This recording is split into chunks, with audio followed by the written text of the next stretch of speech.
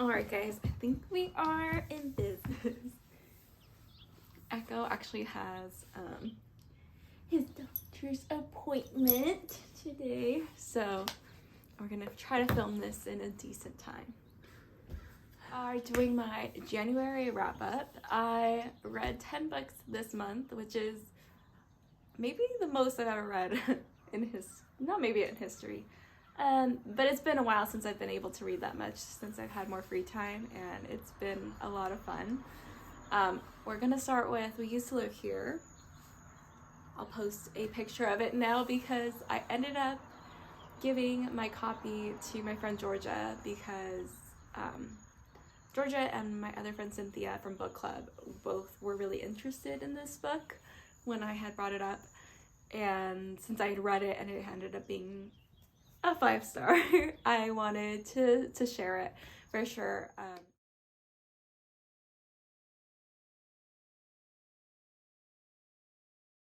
And I was lucky enough, I read this book with my friend Olivia because she's a huge thriller horror fan as well. So technically this book is more like a psychological horror, and it was so good. I have to say, the author, Marcus, did a really great job keeping it fast-paced. It was something you wanted to pick up, and I think after about 50% mark, you were just like, I need to know what's happening, because it's just everything you could think of. You couldn't stop after you put the book down, and it was such a cool experience, especially if you like scary movies or anything like that, where you're just I'm somebody that screams during scary movies, and I get scared and I want to cover my eyes, close my ears for the impending, jump scares and stuff. And for this to have essentially jump scares where you're just I'm literally reading the book and I'm squinting because I'm hello, I need to know what's gonna happen, but also I am on the edge of my seat. I am scared, I'm watching a scary movie. And I thought it was just so well done, and I loved the way he wrote it, where he just had other little tidbits happening at the same time, and it wasn't confusing. You really felt like you could get a grasp on everything that's happening. The plot twists were great. This book is, even in the front cover and everything, it kind of shows that it's supposed to be like Parasite and Get Out. I haven't seen Get Out, but I ended up watching Parasite after I read this book. And Parasite was a great movie, but because of this book, I thought there was going to be more twists in Parasite. So it was still such a good movie, but then it definitely even made me like the book more, because I was like, wow, this is even more well done than the book or the movie that it was associated with. If you like those things, you should read this book, basically was what it says in the blurb. And then when I was talking to Olivia about it, because she was texting me what is gonna happen, I was like, I know, you just gotta keep reading. But we were talking and discussing it afterwards, and she related to another movie and how it ended up unfolding, and it's so spot on. But if you have any interest in reading this, I'm not gonna say what it reminded us of, but it was just well done, and I'm definitely going to be reading whatever this guy writes next, because it was awesome. And this book truly plays out like a movie in your head and makes you scared. You don't want to put it down, you need to know, and it's just a mind trip. But yeah, 5 stars. It was so good. I definitely recommend if you're at all interested. I hadn't felt this scared on the edge of my seat since I read Verity, which is maybe you like Verity, maybe you don't like Verity, but that same one where it's just dark, and I was I want to read this at night because I want to know, because it's now nighttime, but I can't read it because I am actually scared to keep reading, especially, I don't know, even if you're next to somebody. It's just, wow, it's just a really cool experience to read this, and makes me want to read more horror books in the future. I read Heartstopper. So this is a series of graphic novels that I've been wanting to read for a long time. It's about Charlie and Nick. and it is just the most wholesome series. I have definitely read like some manga before, but this is a graphic novel, so it's a little bit different, but it kind of reminded me of the same thing. The illustrations are really beautiful. It just was like quirky, wholesome. You get to know all the characters really well. It's high school, but it's in the UK, I believe, so it's a little bit different, and I just really loved it. I bought the first 3 myself. These ones, you definitely have like, it's more wholesome, heartwarming, out the gate, and you just kind of fall in love with them. And I love the side characters as well. You get to know them really well. There are some like deeper themes and things like that. As soon as you start to get to like number 4, it gets more emotional, and you're just like invested at that point. And number 5 ends up leaving you with more of like a cliffhanger. I believe there's supposed to be one more in the series. Bridget was super sweet to lend me number 4 and 5, so I need to purchase those 2 myself, but I just ended up falling in love with the series. I thought it was so sweet and heartwarming, and they did a really good job. I don't want anything bad to happen to any of the characters in here, and I've been having a lot of fun starting the show on Netflix, the adaptation. I still love the books better so far. I'm only in season 1, but we shall see what happens from there. But yeah, I just wanted to read, I want to read everything that Alice Osman puts out because of how good of a job she did. And just making them feel so fleshed out was just like essentially with the graphic novel, like more, it almost, I mean, for me, not having read one before, I mean, I could see it's kind of close to manga, but not as like wordy. But also like a comic strip almost. It's really cute. If you've been thinking about reading it, I definitely recommend. I ended up rating them 5 stars because I just had such a good time, and it was hard not to want to read them, like binge them back to back to back. Almost wanted to like savor them, so I'd be like, okay, I'm not gonna read another one today, I'm gonna like wait till tomorrow and then kind of go for it. But I really loved it. Next, I have a rule about trying to give authors chances, 3 chances before I write them off. And one of those authors is Meghan Quinn. So I had read her other, I think it's a Not So Meet Cute, I believe that's what it is. It's the first one in the series.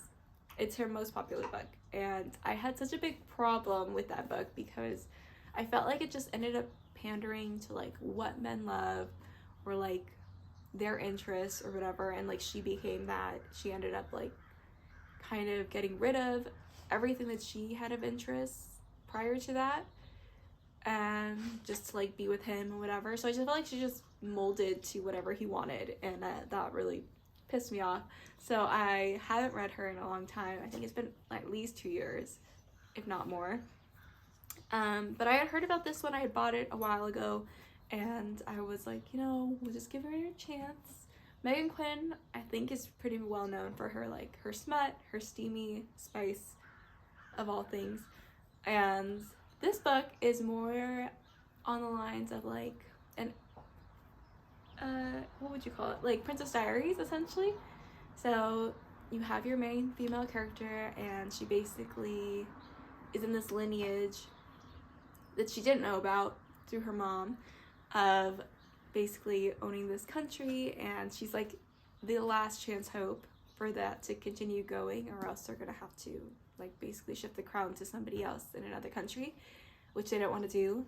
And then our main male character, he ends up being in charge of basically training her, getting her ready, and she's like not a huge fit. She's the opposite of royalty, and you kind of go through the journey with them.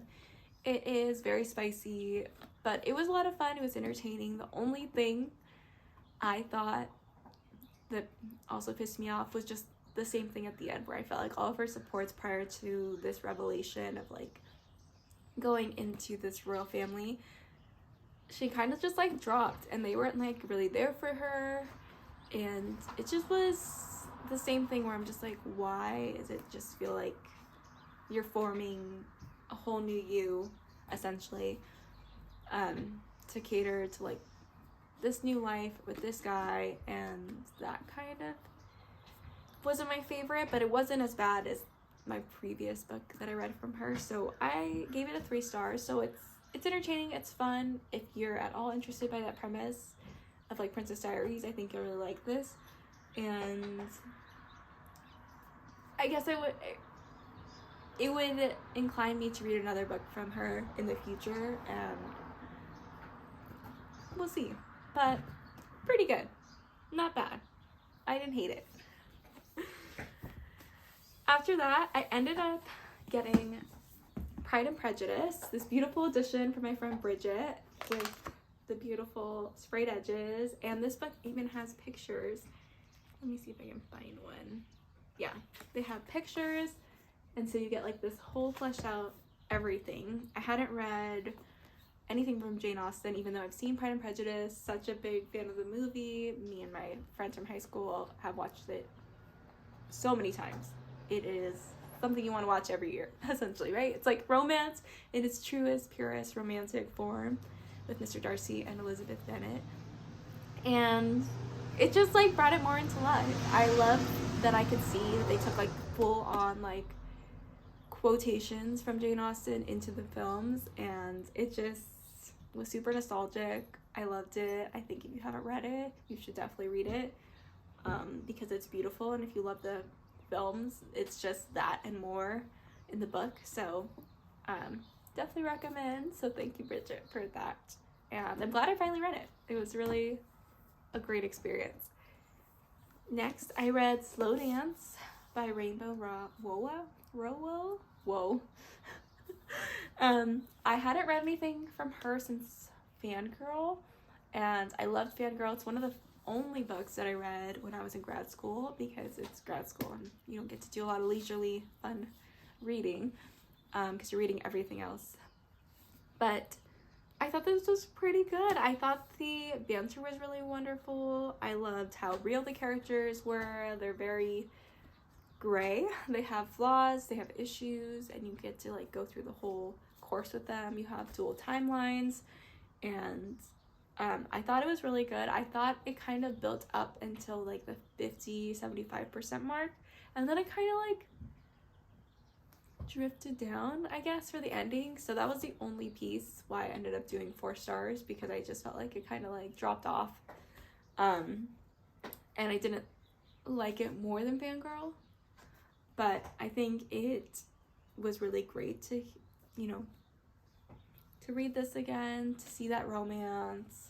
I thought it was very romantic, and it felt like real life. It's messy. There's real other issues that come up, and you get to see like both of that in both our characters' timelines, essentially. Shiloh and Carrie were really sweet. They were a really great couple, and I don't know, you just were rooting for them the whole time, for sure. You wanted them to work things out so they could finally be together, and you got that. So 4 stars. I do want to mention, I tried to read Quicksilver. I did not finish this month, because I tried to start it, but I just had so many other things going on that I felt like I couldn't give the right attention. So I do want to try to read this in the future. It just wasn't happening this month. We ended up choosing Blood Over Brighthaven by M.L. Wang, and she did it. I was having such a good time, which you guys saw, reading this. I ended up doing audiobook and hard copy, and it was just an experience. I feel like it has such a like political undertone, for sure, and it's a dystopian novel basically about our main character Siona, and then you also get to just see how it all goes down, essentially.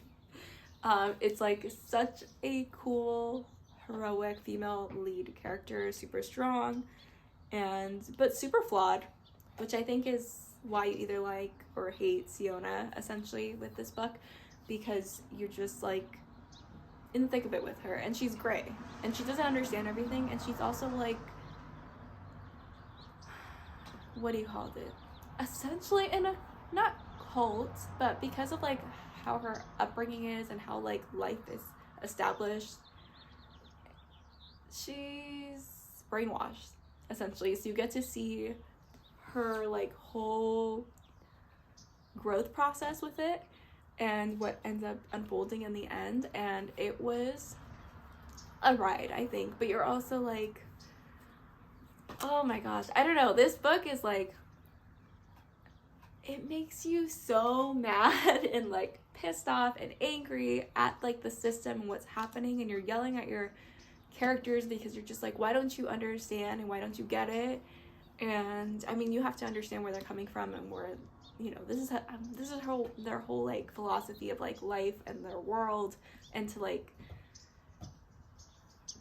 have it all crash down, essentially. You get to see that unfold, and it is really powerful. It is really an interesting time to be reading it as well, so I feel like you feel it tenfold, and I would definitely recommend it. It is a journey. It will hurt you, but I think it is worth reading for sure. 4.5 stars.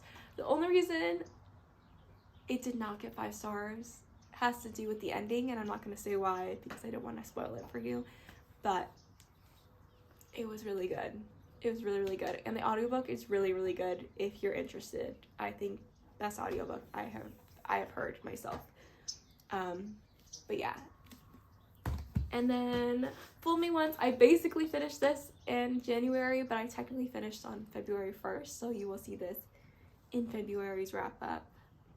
But just wanted to mention, I did essentially almost complete it. I think I had 30 pages to finish on the 1st of February. But yes, those are all of my books for January that I read this month. Let me know what you guys have been reading, and I will see you in the next one. Bye.